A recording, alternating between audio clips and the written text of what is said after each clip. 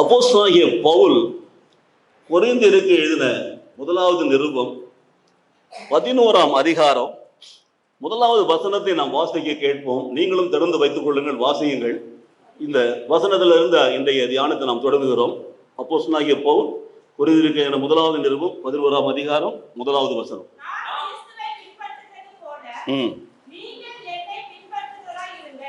நான் கிறிஸ்துவை பின்பற்றுகிறது போல நீங்களும் என்னை பின்பற்றுகிறவர்களா இருங்கள். யார் எழுதுறது? பவுல், பரிசுத்த பவுல் எழுதுகிறார். யாருக்கு எழுதுகிறார்? கொரிந்து பட்டணத்திலே தெரிந்து கொள்ளப்பட்ட பரிசுத்தவான்களுக்காக எழுதுகிறார். இன்னும் இந்த வார்த்தைகளை கேட்டு பரிசுத்தவான்களாக மாற்றப்பட போகிறவர்களுக்காக எழுதுகிறார். இன்னும் இந்த வார்த்தையை கேட்டு இந்த தமிழ் வாழ்க்கையில் தங்களை ஆண்டவருடைய ஊழியர்களாக கொடுக்க போகிற ஊழியர்களுக்காக எழுதுகிறார் பாருங்க. ஆகவே கொரிந்துல அழைக்கப்பட்டவர்களுக்காக, பரிசுத்தவான்களாக அழைக்கப்பட்டபடியாக, ஊழியத்திற்கு அழைக்கப்பட்டவர்களுக்காக அவர் இந்த வார்த்தைகளை எழுதியிருக்கிறார். எப்படி எழுதுகிறார் சொல்லி சொன்னா, நான் அப்போஸ்தலனாகிய பவுலாகிய நான் கிறிஸ்துவை பின்பற்றுகிறது போல நீங்களும் என்னை பின்பற்றுவர்களாக இருங்கள். அப்போ அவர் கிறிஸ்துவை பின்பற்றுகிறார், அவர் கிறிஸ்துவை போல் மாறுகிறார். அப்போ அவரை நாம் பின்பற்ற வேண்டும் என்று அவர் பிரியப்படுகிறார். அப்படியாக தன்னால் தெரிந்து கொள்ளப்பட்ட அந்த மக்களுக்கு, தான் உருவாக்கிய சபை, அங்கே தான் உருவாக்கிய அந்த சபை, அந்த மக்களுக்கு, அங்கே பரிசுத்தவான்களாய் ஆண்டவரால் முத்திரிக்கப்பட்டு ஆண்டவருடைய ஊழியர்களை செய்யக்கூடிய அந்த ஊழியர்களுக்கு, அங்கே இன்னும் அவர்கள் மூலமாக சந்திக்கப்படுகிற மக்கள், ரட்சிக்கப்படுகிற மக்கள், சபையில் வருகிற மக்கள், பரிசுத்தமாக அழைக்கப்பட்டிருக்கிற மக்கள், ஊழியத்திற்கு அழைக்கப்பட்டிருக்கிற மக்களுடைய வாழ்க்கையில அவரை பின்பற்றும்படி அவர் அந்த வசனத்தை எழுதி வைத்திருக்கிறார். இந்த காரியத்தை நாம் பார்க்கிற பொழுது, இந்த ஒரு வசனத்தை வாசிக்கிற பொழுது நாம் ஒரு காரியத்தை புரிந்து கொள்ள வேண்டும். உலகத்திலே வந்த வேற எந்த மனிதனும், வேற எந்த ஊழியக்காரனும், எந்த அப்போஸ்தலனும், எந்த அர்ச்சிஸ்டனும், எந்த சோகால்டு இவாஞ்சலிஸ்டும், சோகால்டு பாஸ்டரும் பிரீச்சரும் இவ்வளவு தெளிவாக சொல்ல முடியுமா? என்னையும் சேர்த்து யோசித்து பாருங்கள். அர்த்தம் மிக ஆழமான அர்த்தம் உள்ளது. என்னை பின்பற்றுங்கள் என்று சொல்லிட்டு, நான் நிற்கிற இடம், நான் சாப்பிட்ற இடம், நான் குடிக்கிற இடம், நான் பழகிற ஜனங்கள், நான் வாழ்கிற வாழ்க்கையை நீங்கள் பார்த்துட்டு என்னை பின்பற்றுகிற பொழுது நீங்கள் கிறிஸ்துவை பின்பற்றுவர்களா இருப்பீர்களா? எந்த ஊழியக்காரனாவது இன்றைக்கு மேடையில் நின்று தெற்கு வடக்கெல்லாம் பார்த்து பேசுறாங்கல்ல, அவங்களுடைய வாழ்க்கையை நீங்கள் பின்பற்ற முடியுமா? ஊழியக்காரனை மதிக்கிறவனை நீங்க முதல்ல புரிந்து கொள்ள வேண்டும். சும்மா பெயருக்காக, முகஸ்துதிக்காக ஊழியக்காக கிடையாது. ஸ்தோத்திரம் பிரதர், இல்லையா? தெளிவான ஒரு போதனையை கொடுக்கிறார் பரிசுத்த பவுல். பவுல் எப்படிப்பட்டவராக இருந்தார்? கிறிஸ்துவை துன்புறுத்துகிறவராக இருந்தார். இன்னைக்கு உங்களுக்கு கொடுத்த உதாரணத்தை பாருங்க. தாவீது என்ன பண்றான்? கறவை ஆடுகள் பின்ன சுத்திக்கிட்டு இருந்தான். அவனை ஆண்டவர் தெரிந்து கொண்டு அவனை உருவாக்கி மேன்மைப்படுத்தி அவனை ஒரு ராஜாவாக ஆக்குறார். அவன் எழுதிய சங்கீதங்களை இன்றைக்கும் ஆலயங்களில் வாசிக்கிறோம். அவன் பெயர் இன்றைக்கு வருகிறது. அவர் இயேசு கிறிஸ்துடைய வம்ச வழி அட்டையில மேல் எடுக்கிறோம். ஆபிரகாமின் தேவனும் தாவீதின் குமாரனுமா இயேசு கிறிஸ்து சொல்லி போட்டப்பட்டது வாசிக்கிறோம். இந்த தாவீதை அந்த நிலைக்கு உயர்த்துகிறார் பாருங்க. தாவீது was so simple. He was only a shepherd. He was just walking after the sheep flock. He doesn't know what is what. He will sing, சும்மா அந்த யாழ் வாசிப்பான், அவ்வளவுதான், பாட்டு பாடுவான். ஆண்டவர் அவனை உயர்த்தி இருக்கிறார். இன்றைக்கு பவுல் கிறிஸ்துவை துன்புறுக்கிறவர். சான்ஹெரிடன் என்ற சபையில ஒரு அங்கத்தினராய் மாற வேண்டும் என்று சொல்லி ஆதியாகமும் யாத்திராகமும் லேவியராகவும் என்ன உபாகம் சொல்லக்கூடிய அந்த 5 சட்ட புஸ்தகங்களையும் 5 ஆகமங்களையும் படித்து அவன் தேர்ச்சி அடைந்து அந்த சான்ஹெரின் சபையிலே ஒரு அங்கத்தினராய் மாற வேண்டும் என்று, அதற்காகத்தான் அவன் கமாலியல் தீர்க்கதரிசி பார்த்து உட்கார்ந்து படித்தான், தெரிந்து கொண்டான்.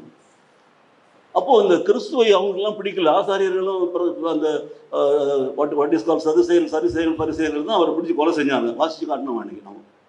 அவங்க தான் அந்த சங்கத்தில் தலைவராக இருக்கிறாங்க. ஆடு மாடு விற்கிறவங்களாம் வெளில துரத்தி விட்ட உடனே அவங்க ஆண்டவரை பிடிச்சி கொலை செய்யணும்னு நினைக்கிறாங்க. உங்க வியாபாரத்துக்கு தடையா இருக்கு, உங்க பழப்புக்கு தடையா இருக்கு. இன்றைக்கு உண்மையை பேசினா சில பேருக்கு பழப்புக்கு தடையா இருக்கு. பொய் சொல்லி வாழ்ந்து கொண்டிருக்க மக்களுக்கு உண்மையா நடங்கன்னு சொன்னா பிடிக்க மாட்டாது. காரணம் என்ன? இரட்டை வாழ்க்கை, இரட்டை விசுவாசம், இரட்டை கொள்கைகள், இரட்டை கோயில், இரட்டை விசுவாசம், 2 போதகர், இப்படி வாழ்ந்து கொண்டிருக்கிறோம். காரணம் என்ன? அதனால இவன் தெளிவாக சொல்றான்னா, அங்கிருந்து ஆண்டவரை வழியில சந்திக்கிறார். அப்போஸ்தலர் நடவடிக்கை 9ஆம் அதிகாரத்தை வாசிக்கிற போது 5ஆம் வசனத்துல பார்த்து வாசிங்கன்னா, அங்க கேட்பான், ஆண்டவரை பார்த்து கேட்பான், ஆண்டவரே நீர் யார் என்று கேட்பான். ஆண்டவர் சொல்றாரு, நீ துன்பப்படுத்துகிற நசரேயனாகிய இயேசு நானேன்னு சொல்லுவார். பாத்தீங்களா? அந்த பவுல் தான் இந்த அப்போஸ்தலர் நடவடிக்கைகள் எழுதப்பட்டதோடு மாத்திரமில்லாமல் புதிய ஏற்பாட்டில் உள்ள 27 புஸ்தகங்கள்ல 14 புஸ்தகங்களை ஆக்கியவனாய் மாறுகிறான், எழுதியவனாய் மாறுகிறான். அந்த பவுல் தான் ஆசியா முழுவதும் பிரயாணம் செய்து கொரிந்து பட்டணத்திலே, எபேசு பட்டணத்திலே, கொலேசே பட்டணத்திலே, மக்கதனியா பட்டணத்திலே சபைகளை நிறுவி கொண்டே போகிறான். பாத்தீங்களா? தள்ளப்பட்ட கற்களை மேல கொண்டு வரக்கூடிய ஆண்டவர், வேண்டாம் என்று ஒதுக்கின கற்களை ஆண்டவர் உயர்த்துகிற ஆண்டவர். அப்போ அந்த பவுல் தான் சொல்றான், நான் கிறிஸ்துவை பின்பற்றுகிறது போல. பாத்தீங்களா?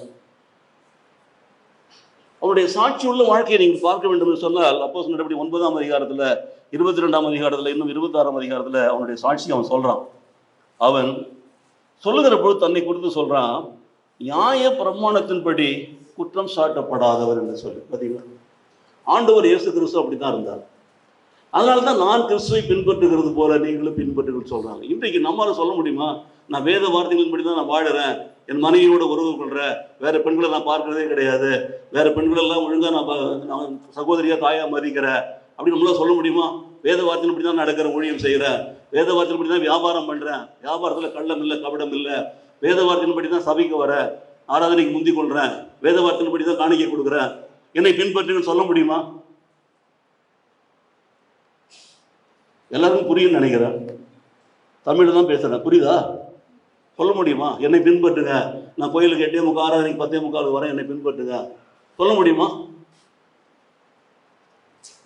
எனக்கு பிரியமானவர்களே, இது மிக மிக உன்னதமான ஒரு வசனம் பாருங்க. அப்போ அவனுடைய வாழ்க்கையிலே அவன் எப்படி மாறி இருக்கிறான், எப்படிப்பட்ட ஒரு கிறிஸ்துவை பின்பற்றுகிற ஒரு மனிதனாக மாறி இருக்கிறான் சொல்றான் பாருங்க.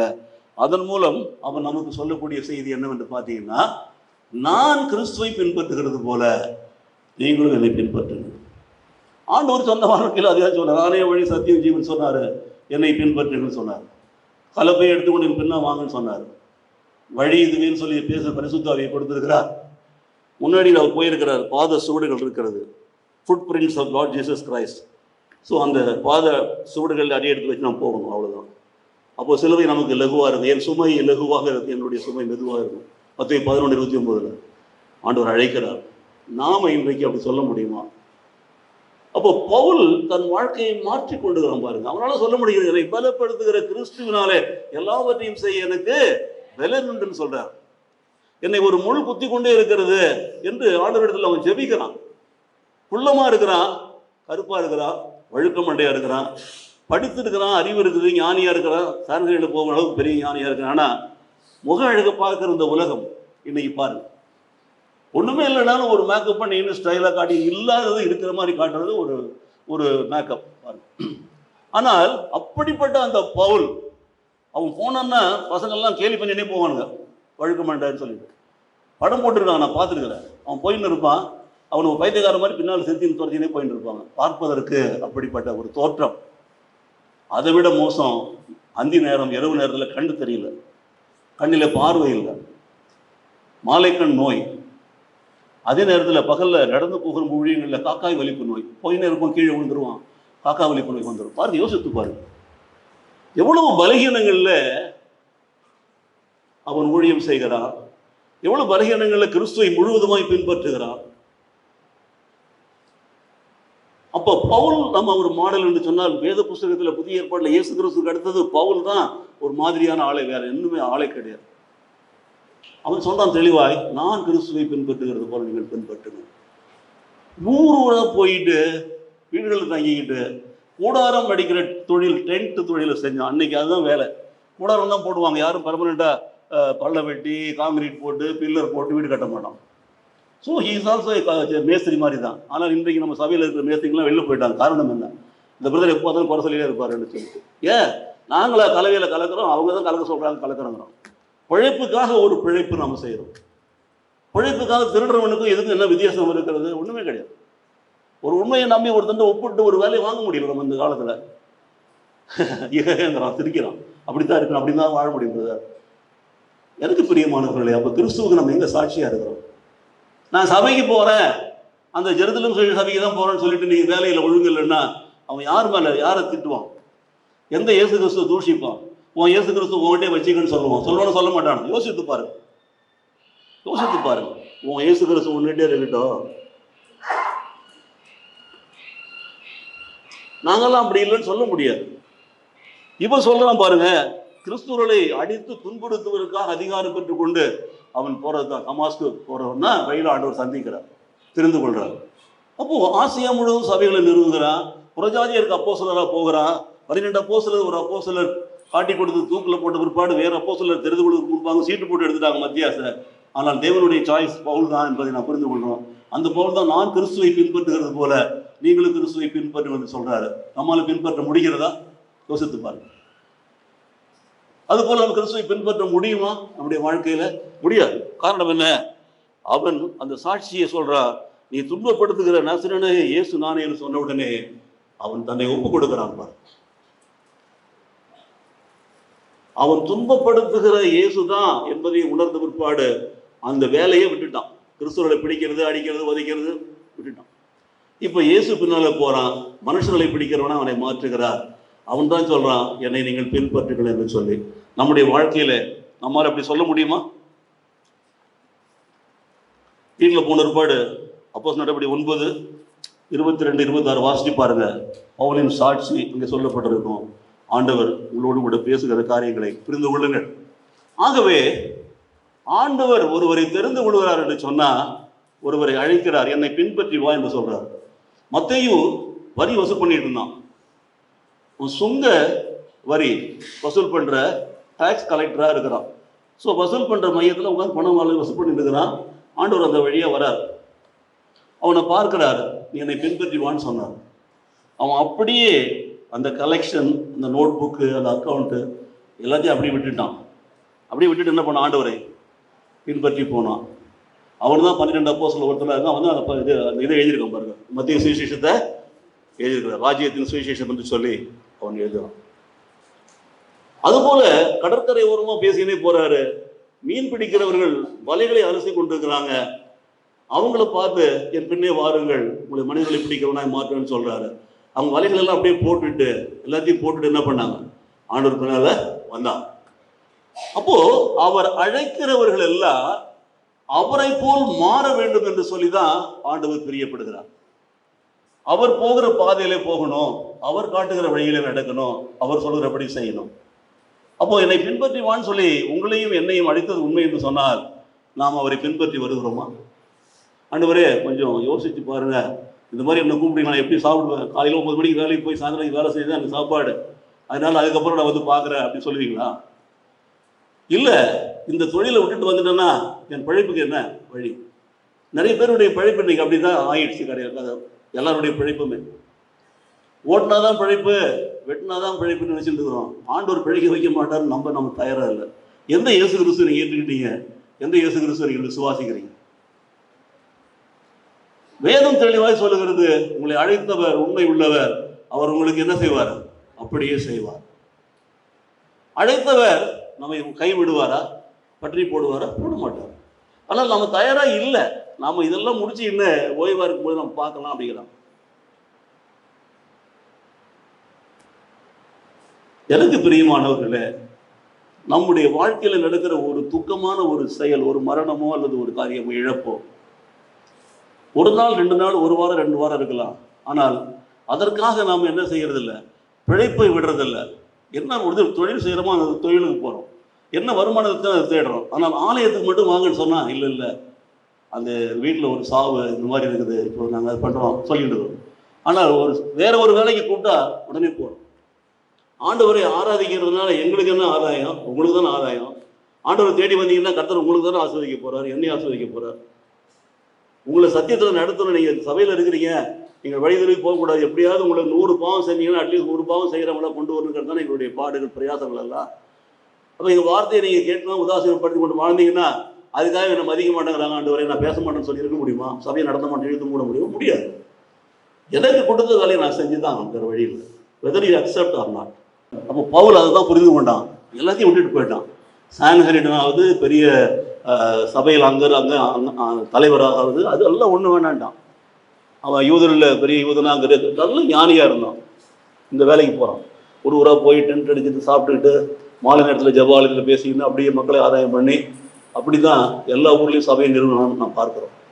எனக்கு பிரியமானவர்களே, அந்த பவுலுடைய வார்த்தைகள் நம் வாழ்க்கையை மாற்ற வேண்டும் என்று சொன்னார். அவன் எப்படி இயேசுவுக்கு தன்னை ஒப்பு கொடுத்து இயேசுவை போல் தன்னை மாற்றி கொண்டானோ, இயேசு விரும்புகிறது என்ன? நான் உன்னை தெரிந்து கொண்டேன், நீ புறஜாதிகளுக்கு உன்னை அப்போஸ்தலனா அனுப்புவேன், நான் உன்னை பயன்படுத்துவேன், நீ தெரிந்து கொண்ட பாத்திரம் என்றெல்லாம் சொன்னவர் கரெக்டாக நிறைவேற்றுறதுல பார்க்கிறோம். அதுபோல நம்முடைய வாழ்க்கையில கூட இயேசுவை போல நம்ம மாறிட்டோம் அப்படின்னு சொன்னா, அவருக்குள்ள இருந்த பரிசுத்தம், அன்பு, இரக்கம், தயவு, மன்னிப்பு எல்லாம் வந்துச்சுன்னா கர்த்தர் நம்மை நிச்சயமாகவே எல்லா காரியங்களையும் நடத்தி உயர்த்துவார், மேன்மைப்படுத்துவார். விசுவாசிக்கிறீங்களா? அல்லேலூயா. தம்மை போல் நாம் மாற வேண்டும் என்பதற்காகத்தான் நம்மை அழைத்திருக்கிறார். அவரை போல் மாற வேண்டும், இயேசுவை போல. பாடல் பாடுவது சுலபமா இருக்கலாம், இயேசுவை போல் என்னை மாற்றோம் என்று பாடலாம்.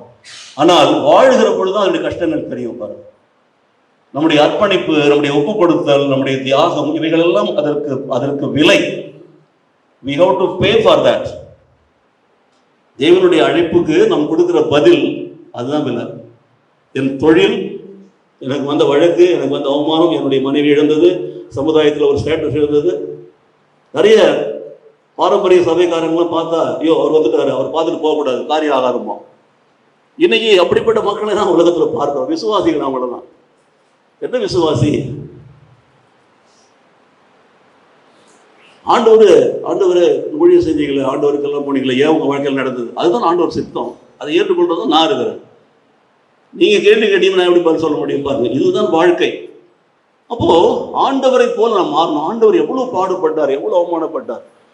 இன்றைக்கு காலையில கூட நான் ஒரு புத்தகத்துல வாசிக்கும் போது மிக தெளிவா சொல்லப்பட்டிருக்கிறது. பாருங்க, அவர் தான் இயேசு கிறிஸ்து, அவர் தான் மனித வடிவில் வந்த தெய்வம், அவர் தான் நமக்காக பாடுபட்டவர். இன்றைக்கு அவர் தான் நமக்காக பரிந்து பேசுகிறோமா மேல இருக்கிறார். அவர் தான் இன்றைக்கு நமக்காக பரிந்து பேசுகிற கடவுள். அவர் தான் இயேசு கிறிஸ்து. He is the Lord Jesus Christ. He is the God of all creation. பரிசுத்த வாழ்க்கையில நமக்கு ஒரு மாதிரி, அன்பு செய்வதில் நமக்கு ஒரு மாதிரி, இரக்கம் காட்டுதல் நமக்கு ஒரு மாதிரி, மன்னிப்பதில் நமக்கு ஒரு மாதிரி, ஏற்றுக்கொள்ளுதல் நமக்கு ஒரு மாதிரி. அதுதான் இயேசுவை போல.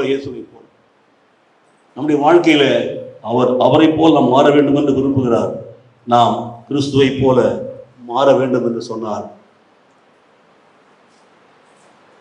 நகை போடாம, பொட்டு வைக்காம, பூ வைக்காம ஆலயத்துக்கு வர்றது கிடையாது. 40 நாட்கள் மற்றும் அந்த ஒழுக்கு முயற்சிகள் பண்றது கிடையாது. மாறாக ஆண்டவரை போல மாறுவதுன்னு சொன்னால், ஆண்டவருக்கு இருந்த அந்த மனநிலை நமக்கு வர வேண்டும், அந்த குணங்கள் நமக்கு வர வேண்டும், அந்த இறை பண்புகள் நமக்கு வர வேண்டும், அந்த கேரக்டர் நமக்கு வர வேண்டும், அந்த ஆட்டிடியூட் நமக்கு வர வேண்டும். அப்பதான் நாம அவரை போல மாறினவர்களாக இருக்க முடியும். நம்மை காண்கிறவர்கள் நம்மையில கிறிஸ்துவை காண வேண்டும். நம்முடைய முகத்துல கிறிஸ்துவனுடைய முகம் தெரிய வேண்டும், ஒளி பிரகாசிக்க வேண்டும். அதற்காக தான் நம்ம அழைத்திருக்கிறார். அல்லேலூயா. அப்போ நீங்களும் கிறிஸ்துவை போல மாறினா உங்களை பார்க்கிறவர்கள் கிறிஸ்துவை பின்பற்றுவார்கள். உங்களை பார்க்கிறவர்கள் கிறிஸ்துவை பின்பற்றுவது மாத்திரமல்ல, அநேகரை கிறிஸ்துவுக்குள்ளே கொண்டு வருவார்கள். நம்முடைய வாழ்க்கையில நாம் மற்றவர்களுக்கு ஒளியாக இருப்போம், மற்றவர்களுக்கு உப்பாக இருப்போம். இது மத்திய சுவிசேஷத்தில் ஆண்டவர் சொன்னார். 14:15 வாசிக்கிறோம். ஆகவே இன்றைக்கு நான் ஒரு 5-6 காரியங்களை சொல்லி முடிக்க போறேன். கவனிங்க, சீக்கிரமா வாசிச்சு ஒத்துழைப்பு கொடுத்தீங்கன்னா இந்த கருத்துக்களை புரிந்து கொள்ளலாம்.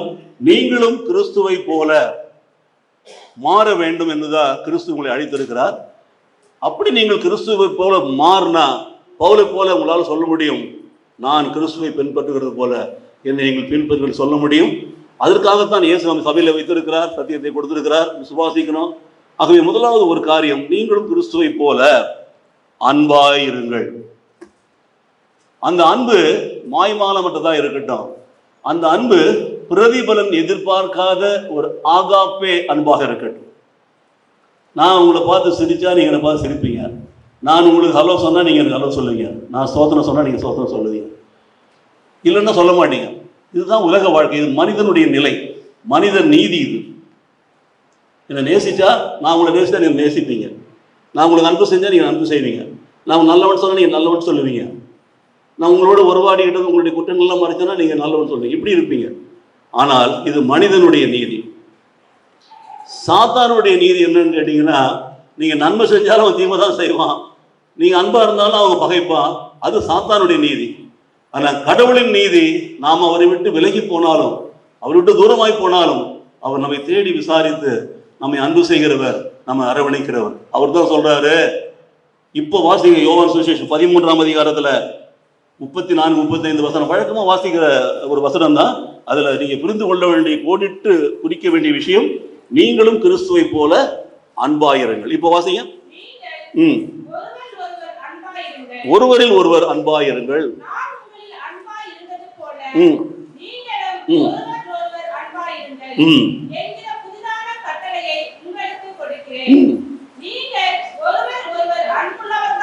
இருந்தால் அதனால் அறிந்து கொள்வார்கள். பாத்தீங்களா, இந்த ஒருவருக்கு ஒருவர் தான் இந்த உறவு தான் நமக்கு வேண்டும். தேவன் சொல்றாரு, நான் உங்களுக்கு அன்பு செய்தது போல நீங்கள் ஒருவர் அன்பாயிருங்கள். அது ஆண்டவருடைய வார்த்தை. நீங்க செய்யறதுனால என்னுடைய சீடர் என்று சொல்லி உலகம் அறிந்து கொள்ளும். மாத்திரமல்ல, நீங்கள் கிறிஸ்துவை பின்பற்றுங்கள் சொல்லி உலகம் அறிந்து கொள்ளும். ஆக நான் உங்கள் மேல் அன்பாயிருக்கிறது போல நீங்களும் ஒருவர் மேல் ஒருவரை அன்பாயிருங்கள். நீங்களும் ஒருவர் மேல் அன்பாயிருந்தா நீங்களும் கிறிஸ்துவை போல மாறுவீர்கள். யோவான் எழுதின சுவிசேஷம் 15ஆம் அதிகாரம் 9வது வசனத்தை வாசிக்கிற பொழுது 9 வாசிங்க. பிதா என்னில் அன்பா இருந்தது, ஒருவருக்கு ஒருவர் பிதா என்னில் அன்பா இருந்தது போல நானும் உங்களில் அன்பா இருக்கிறேன். என்னுடைய அன்பிலே நிலைத்திருங்கள். பிதா அவர் மேல அன்பா இருக்கிறார், அவர் நம்ம மேல அன்பா இருக்கிறார். ஒருவர் மேல அன்பு அப்படியே வருகிறது பாருங்கள். நான் அவரில் நிலைத்திருக்கிறது போல நீங்களும் வெளியில் நிலைத்திருங்கள், அன்பாயிருங்கள். இது தேவனுடைய சாயலை பெற்றுக்கொள்கிற வழி. அதே 15ஆம் அதிகாரத்துல 12ஆம் வசனத்தை வாசிக்கலாம். 12, நான் உங்களில் அன்பாயிருந்தது போல நீங்களும் ஒருவர் அன்பாயிருங்கள். பாத்தீங்களா? அதே 15ல 19 வாசிங்க.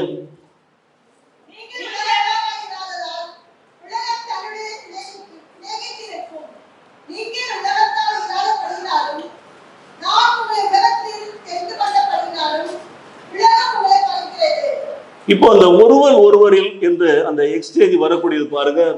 இயேசு கிறிஸ்துக்கும் நமக்குன்னு சொன்னார் முதல்ல. அடுத்தது போறாரு, பிதாவுக்கும் எனக்குன்னு சொல்றாரு. மூன்றாவது சொல்றாரு, உலகத்துக்கும் உங்களுக்கும் உள்ள உறவுல நீங்க நினைச்சிருந்தீங்கன்னா நீங்க என்ன அன்பா இருக்க மாட்டீங்க. உலக அன்பு தேவனுடைய அன்பிலிருந்து பிரிக்கிறது பாருங்க. இப்போ 3 காரியங்கள்ல அது அன்பா இருக்கிறதுக்கு வந்து இன்சிஸ்ட் பண்றாரு. ஒன்னு, he himself is a model.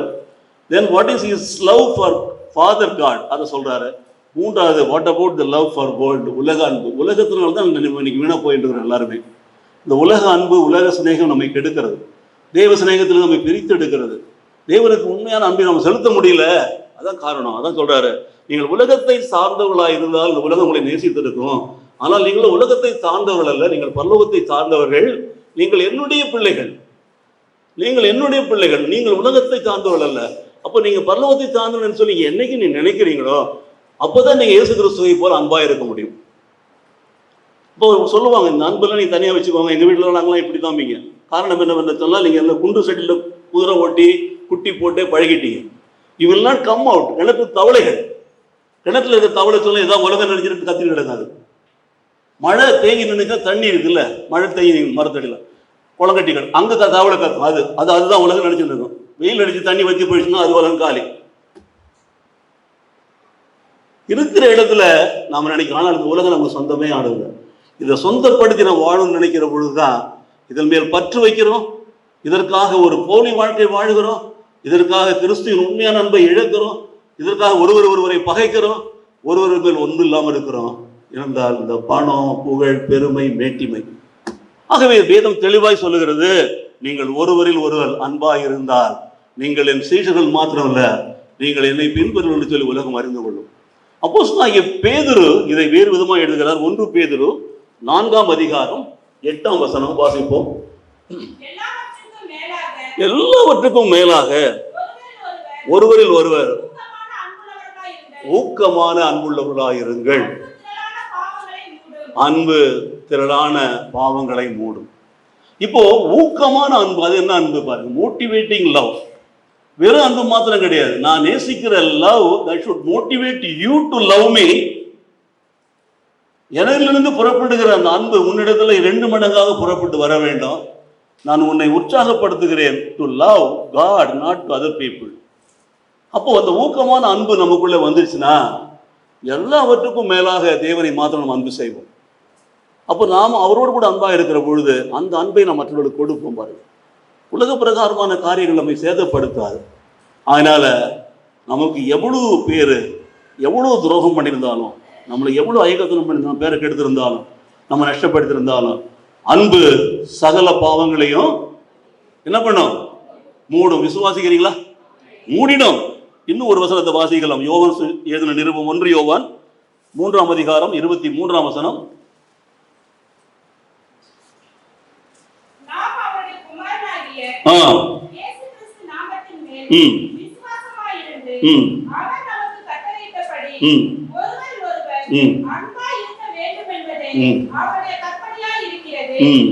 ஒன்று யோவான் 4:7 வாசிங்க.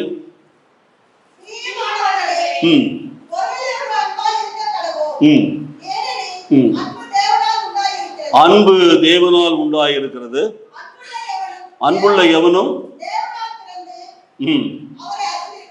தேவனாலே பிறந்தவன் தேவனை அறிந்திருக்கிறவன். அவனிடத்திலிருந்து அன்பு கட்டாயமா என்ன பண்ணும்? வெளிப்படும்.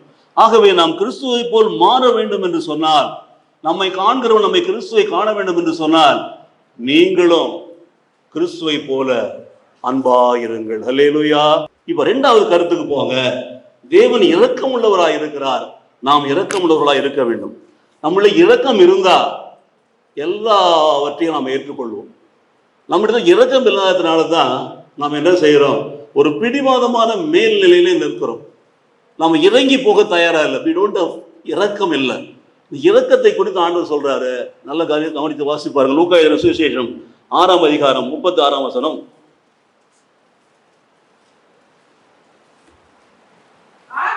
ஆகையால் பிதா இரக்கமுள்ளவராய் இருக்கிறது போல நீங்களும் இரக்கமுள்ளவர்களாய் இருங்கள். அப்போ இரக்கம் நமக்கு வேண்டும். இன்றைக்கு பிதா இரக்கமுள்ளவராய் இருக்கிறார், நானும் பிதாவும் ஒன்றும், என்னை கண்டவன் தந்தையை கண்டான் என்றெல்லாம் சொன்ன இயேசு கிறிஸ்துவும் அதே இரக்கமுள்ளவராய் இருந்தார். இப்போ நாமும் இரக்கமுள்ளவர்களாய் இருக்க வேண்டும் என்பதுதான் 2வது கருத்து. இயேசுவை போல மாற வேண்டும் என்று சொன்னார், நம்மிடத்துல அந்த இரக்கம் வர வேண்டும். அந்த இரக்கத்தை குறித்து நாம் நிறைய காரியங்களை வாசிக்கலாம். ஆனால் 1-2 மட்டும் நான் வாசிக்கிறேன். சங்கீதம் 103 8ஆம் வசனம் வாசிக்கலாம். சங்கீதம் 145 8ஆம் வசனத்தை வாசிக்கலாம். வாசிக்கலாம்.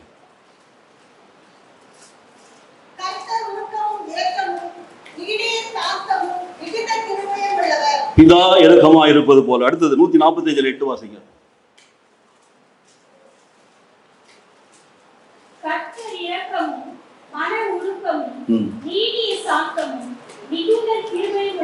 பிதா இரக்கம் உள்ளவராக இருக்கிறது போல கர்த்தர். அடுத்தது சங்கீதம் 78:38 வாசிங்க. இப்ப நீங்க 78 தான் வாசிச்சீங்கல்ல, அதுல 38ஆம் வசனம்.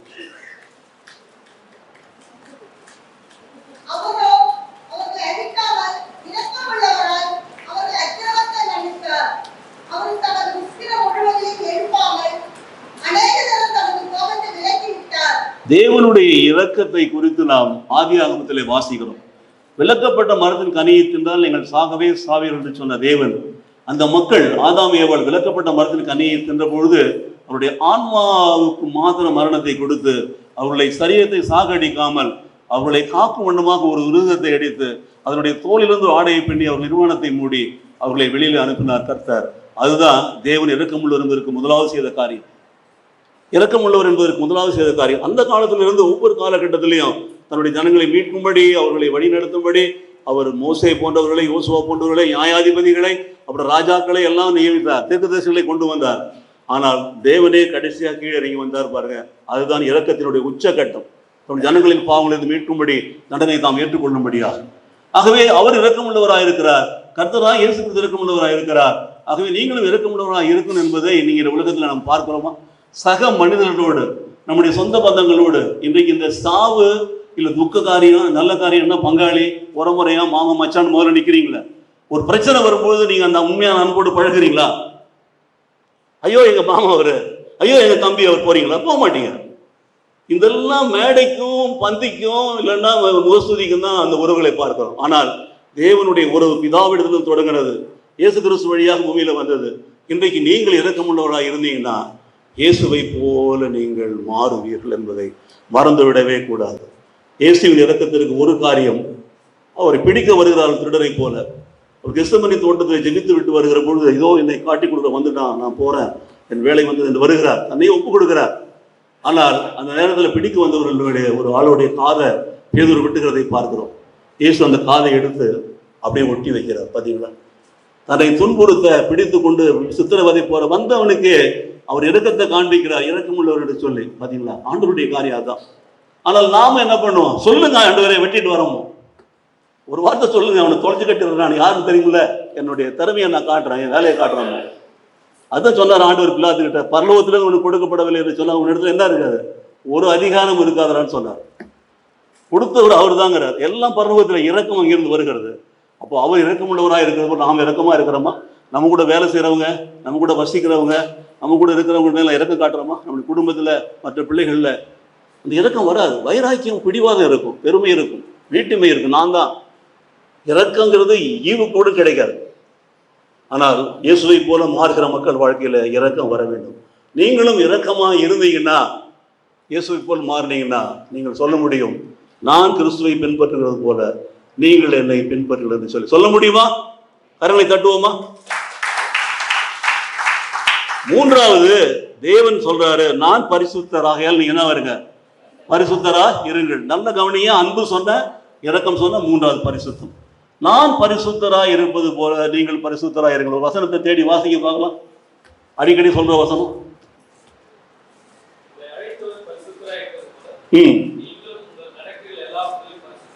இருங்கள். இது பின்னால எங்க வருது? 1 பேதுரு 15:16. லேவியர் 19ஆம் அதிகாரம் 2ஆம் வசனம்.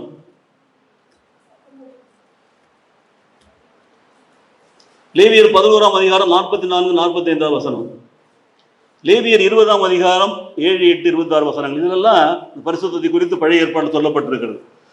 பிரதர் வாசிச்சது புதிய ஏற்பாட்டில் 1 பேதுரு 1ஆம் அதிகாரம் 15-16 வாசிக்க முடியுமா? லேவியர் நான் உங்கள் தேவனாகிய கர்த்தர், நான் பரிசுத்தர் ஆகையால்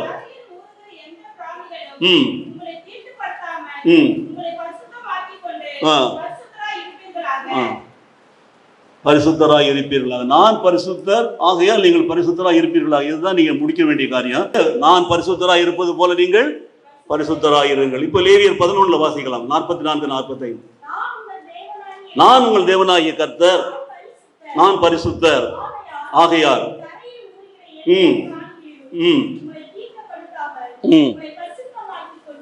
லேவியர் நல்லது. லேவியர் 20ஆம் அதிகாரம் 7ஆம் வசனம் வாசிக்கும்.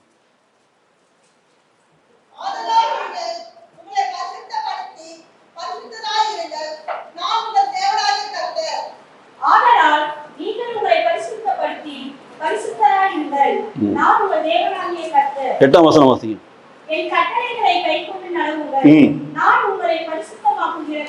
26ஆம் வசனம் வாசிக்கும்.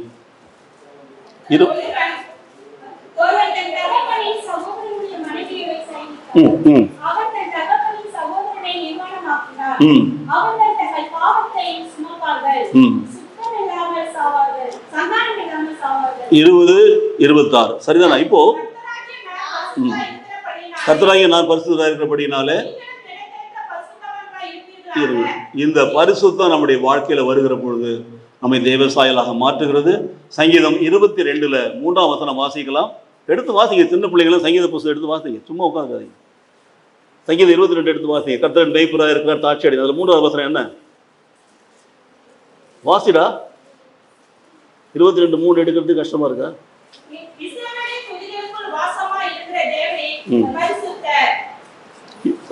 அது வேணாம். சங்கீதம் 22:3 வாசிங்க. மறுபடியும் வாசிக்கும். வாசமா இருக்கிற பரிசுத்தர். பார்த்தீங்களா? அப்போ நாம் பரிசுத்தராய் இருக்கிறோம் என்பதற்கு நல்ல காரியத்தை நீங்க கண்டுபிடிக்கிறது என்னவென்று சொன்னால், இஸ்ரவேலின் துதிகளின் மேலே வாசமா இருக்கிற தேவன் பரிசுத்தர். நாம் துதிக்கிற பொழுதுதான் அந்த பரிசுத்தத்தை உணர முடிகிறது. நான் பரிசுத்தராய் இருக்கிறது போல நீங்களும் பரிசுத்தராய் இருங்கள். அதுதான் தேவன் கொடுக்கிற வார்த்தை. லேவியர் 19:2 பிடித்துக் கொள்ளலாம். அப்போ நம்முடைய வாழ்க்கையில 1 பேதுரு 1:15-16 வாசிச்சு முடிக்கலாம். வாசிங்க. 1 பேதுரு 1ஆம் அதிகாரம் 15-16. உங்களை அழைத்தவர் பரிசுத்தராய் இருக்கிறது போல நீங்களும் உங்கள் நடத்தைகள் எல்லாவற்றிலேயுமே பரிசுத்தமாயிருங்கள். ஹல்லேலூயா. கரங்களை தட்டுவோமா? இப்ப சொல்லுங்க, இதுவரை என்னென்ன பார்த்திருக்கிறோம்? நம்பர் 1 அன்பாயிருங்கள், நம்பர் 2 இரக்கமாயிருங்கள், நம் 3 பரிசுத்தராயிருங்கள். பரிசுத்தராய் இருந்தோம்னா தேவ சாயல் உடையவளாக இருப்போம். தேவனை போல நாம வாழ்வோம். தேவனுக்குள்ளான அன்பும் இரக்கம் நமக்குள்ள இருக்கும். அந்த பரிசுத்தம் நம்முடைய வாழ்க்கையில தேவனை வெளிப்படுத்தும். 4ஆவதாக நீங்களும் பரிசுத்தராய் இருங்கள் சொன்ன பிற்பாடு நீங்களும் சற்குணராய் இருங்கள். உங்கள் பரலோகத்தில் இருக்கிற பிதா பூரண சற்குணராய் இருக்கிறது போல நீங்களும் சற்குணராய் இருங்கள். மத்தேயு சுவிசேஷம் 5ஆம் அதிகாரம் 48ஆம் வசனம் வாசிப்போம். ஆகையால் பரலோகத்தில் இருக்கிற உங்கள் பிதா இருக்கிறது போல பிதா சுதன் நாம வரிசையா வர வேண்டியது. ஒருவருக்கு ஒருவர். அவர் பூரண சற்குணர், இயேசு கிறிஸ்து பூரண சற்குணர், நாம் பூரண சற்குணர். மத்தேயு சுவிசேஷம் 19ஆம் அதிகாரம் 21ஆம் வசனத்தை வாசிப்போம். இயேசு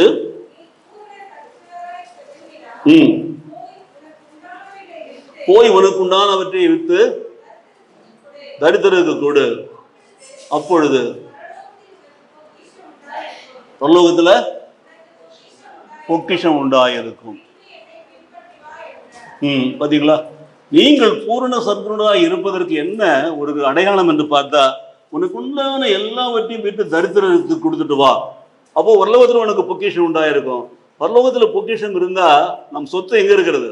பரலோகத்துல இருக்கிறது. நம்முடைய சம்பாத்தியம் எங்க இருக்கிறது? பரலோகத்துல இருக்கிறது. நாம எங்க இருக்கிறோம்? பரலோகத்துல இருக்கிறோம். பரலோகத்தோட தொடர்பு இருக்கும். பாத்தீங்களா? அந்த தொடர்பு தான் நம்முடைய வாழ்க்கையில எல்லாவற்றிலும் நம்மை பூரண சற்குணராய் மாற்றும். போதும் என்கிற மனதோடு கூடிய தெய்வ பக்தியை கொடுக்கும். விசுவாசத்திலே உறுதிப்படுத்தும். என் தேவன் எனக்கு கொடுத்திருக்கிறது, எனக்கு இது போதும் என்று சொல்லி. எனக்கு பிரியமானவர்கள், நம்முடைய வாழ்க்கையில நாம் சற்குணராய் இருந்தால் மாத்திரம்தான் பொறாமைப்பட மாட்டோம், காய்மகாரப்பட மாட்டோம், எரிச்சல் பட மாட்டோம், மற்றவர்களை கேவலமா பேச மாட்டோம், மற்றவர்களை மட்டம் தட்ட மாட்டோம், மற்றவர்களை மேட்டிமையாக காட்டிக்க மாட்டோம். நம்மிடத்துல அந்த சற்குணராய் இருக்கிற அன்பு, இரக்கம், பரிசுத்தம் இருந்துச்சுன்னா அது நம்முடைய வாழ்க்கையில இந்த ஏற்றத்தாழ்வுகளை எல்லாம் முறியடிக்கும். நாம் தேவனுடைய பிள்ளைகள், நீங்களும் தேவனுடைய பிள்ளைகள், நானும் தேவனுடைய பிள்ளை. தேவன் உங்களை ஆசீர்வதித்திருக்கா, என்னை ஆசீர்வதித்திருக்கிறார். அப்படிப்பட்ட ஒரு மனப்பான்மை வரும். கடைசி 5ஆவதாக நீங்கள் என்ன செய்யணுமா? தேவன் மன்னித்தது போல மன்னிக்க வேண்டுமா? அன்பு, இரக்கம், பரிசுத்தம், சற்குணம். எபேசியருக்கு நிருபம் 4ஆம் அதிகாரம் 32ஆம் வசனத்தை வாசிப்போம். ஒருவருக்கு ஒருவர் தயவாயும் மன உத்தமமாய் இருந்து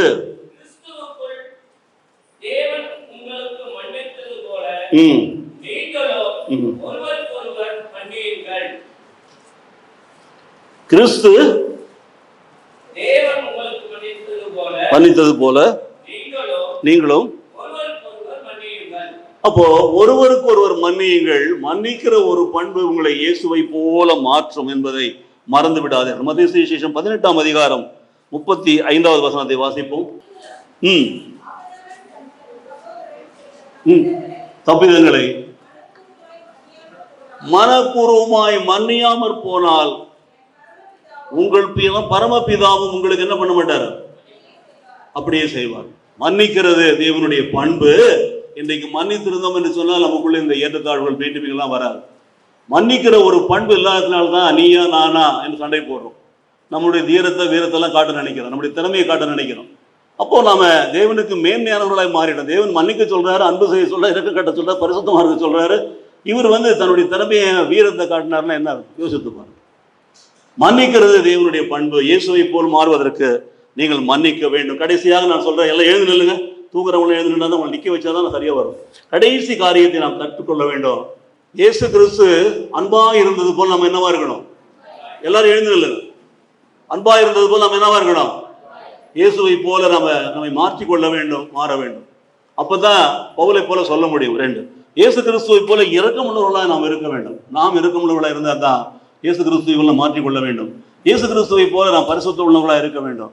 அப்போ தேவனுடைய பரிசுத்தம் நமக்குள்ளே வருகிற பொழுது நாம் இயேசுவை போல மாறுகிறோம். 4வது, அவர் சர்க்குணராக இருக்கிற பொழுது இருப்பது போல நாமும் பூரண சர்க்குணராக இருந்தா என்று சொன்னால் இயேசுவை போல நாம் மாறினவர்களாக இருப்போம். கடைசி 5வதுல பார்த்தோம், அவர் மன்னிக்கிறது போல நான் உங்களுக்கு மன்னிக்கிறது போல நீங்கள் ஒருவருடைய குற்றங்களை மன்னியுங்கள். நீங்கள் ஒருவருடைய குற்றங்களை மன்னியாமல் போனா பரலோகத்திற்கு பிதா உங்களை என்ன பண்ண மாட்டாரு? மன்னிக்க மாட்டார். எங்க வாசிக்கிறோம், எங்க சொல்றோம்? அவர் father who art in heaven ஜெபம் சொல்றோமே, அங்க என்ன வருகிறது? பரலோகத்தில் பரமண்டலத்தில் எங்கள் பிதாவை ஜெபம் சொல்றீங்களா, என்ன வருகிறது அங்க? சொல்லுங்க பார்க்கலாம். Our Father who art in heaven, hallowed be thy name. Thy kingdom come, thy will be done on earth as it is in heaven.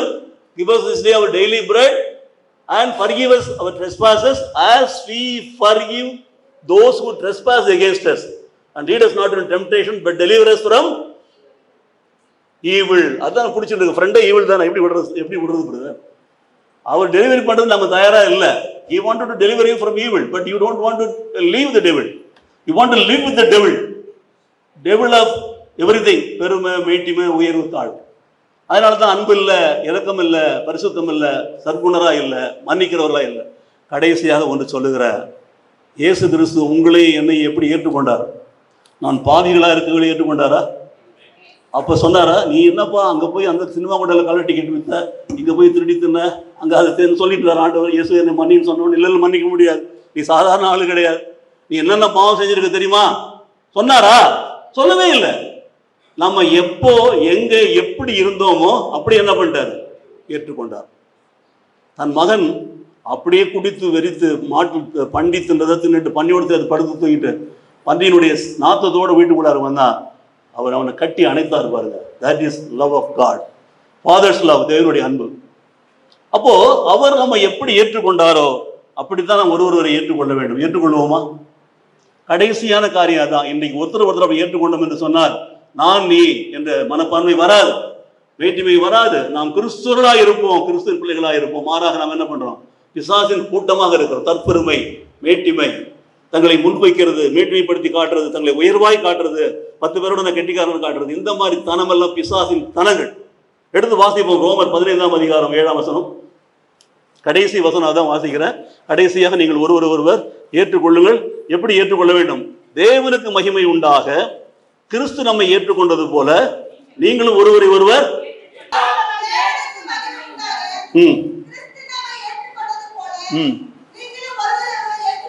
இப்படி நீங்கள் ஒருவரை ஏற்றுக்கொண்டா எப்படி இருப்போம்? நம்ம எல்லாம் உண்மையான அன்போட கூட இருப்போமா, இருக்க மாட்டோமா? இருப்போமா? ஏற்றுக்கொள்றோமா? நம்ம வீட்டு பிள்ளைகளை ஏற்றுக்கொள்வோம். உங்க பொண்ணை ஏற்றுக்கொள்வீங்க, உங்க பையனை ஏற்றுக்கொள்வீங்க, உங்க பேர பிள்ளை ஏற்றுக்கொள்வீங்க. ஆனால் சபையில் இருக்கிற மற்ற குடும்பங்களை ஏற்றுக்கொள்வீர்களா? வேலை செய்கிற இடத்துல இருக்கிற மற்றவங்களை ஏற்றுக்கொள்வீர்களா? வசிக்கிற இடத்துல மற்ற குடும்பங்களை ஏற்றுக்கொள்வீர்களா? கிறிஸ்து நம்ம ஏற்றுக்கொண்டது போல நாம் பாவிகளா இருக்கையிலே நமக்காக தன் ஜீவனை கொடுத்தார். நாம் பாவிகளா இருக்கிற போது நம் பாவத்தை சுட்டி காட்டவே இல்லை. நம்மை ஏற்றுக்கொண்டார், அணைத்தார், வாரி அணைத்தார், நம்மை குளிப்பாட்டினார், நமக்கு விலையுயர்ந்த ஆடையை கொடுத்தார், மோதிரத்தை போட்டார், பாதரட்சியை கொடுத்தார், விருந்தொன்றை ஏற்பாடு செய்தார். லூக்கா 15 வாசிக்கிறோம், மனம் திரும்பும் ஒரு பாவியை குறித்து பரலோகத்தில் மிகுந்த சந்தோஷம் என்று. நம்ம ஏற்றுக்கொண்ட இயேசு கிறிஸ்து நம்ம எப்படி ஏற்றுக்கொண்டார்? As it is where it is. சொல்லுவாங்க சார், நாங்களாம் டிபார்ட்மெண்ட் போகும்பொழுது பொருட்கள்லாம் ஹேண்ட் ஓவர் பண்ணுவோம். பிரதருக்கு தெரியும், வின்சென்ட் பிரதருக்கு. எல்லாத்தையும் நட்டு போர்டில் எண்ணிட்டு இருக்க முடியாது. என்னென்ன எங்கெங்க இருக்குதோ அப்படியே காட்டிட்டோம், அப்படியே கீழே எழுதி கொடுப்போம். As it is where it is, hand over. அவ்வளோதான். இருக்கிற வண்ணமாக எனக்கு பிரியமான 30 லட்சம் ஸ்பேர் பார்ட்ஸு வச்சு தான் ஒரு பிளேனை கட்டுறானா. பிளேனில் இருக்கிறது 30 லட்சம் ஸ்பேர் பார்ட்ஸ் பொருள் இருக்குதான். ஒரு பொருள் மிஸ் ஆனாலும் பிளைன் போகாதான். அப்படின்னா எவ்வளோ மைனூட்டாக செய்கிறாங்க பாருங்க. ஆண்டவருடைய காரியம் எப்படிப்பட்டதாக இருக்கிறது. அவ்வளோ ஞானத்தை கொடுத்துருக்கிறார். நம்மளால இன்றைக்கு ஒரு குற்றத்தை மன்னிக்க முடியல, ஒரு பாவத்தை மன்னிக்க முடியல. காரணம் என்ன? நாங்கள் ஐயோ அன்னைக்கு அப்படி சொன்னீங்களே, நீங்கள் அன்னைக்கு செஞ்சீங்களே, நீங்கள் இப்படி போனீங்களே, வந்தீங்களே, தெளிவாக சொல்லுவோம். தேவனுடைய குணம் அதல்ல, மன்னிக்கிறவர். சமுத்திரத்துக்கு பின்னால, முதுகுக்கு பின்னால போடுவார், வானத்துக்கும் கீழே போடுவார், பூமிக்கும் மேல், கிழக்குக்கும் மேற்கு எவ்வளவு தூரமா நம்முடைய பாவங்கள் எல்லாம் எழுந்து விடுவார். அவர் பார்க்கவே மாட்டார். அப்படிப்பட்ட தேவனை நாம் ஆராதிக்கிறோம். ஆகவே நாம் ஒருவர் ஏற்றுக்கொள்ள வேண்டும். விசுவாசிக்கிறீங்களா?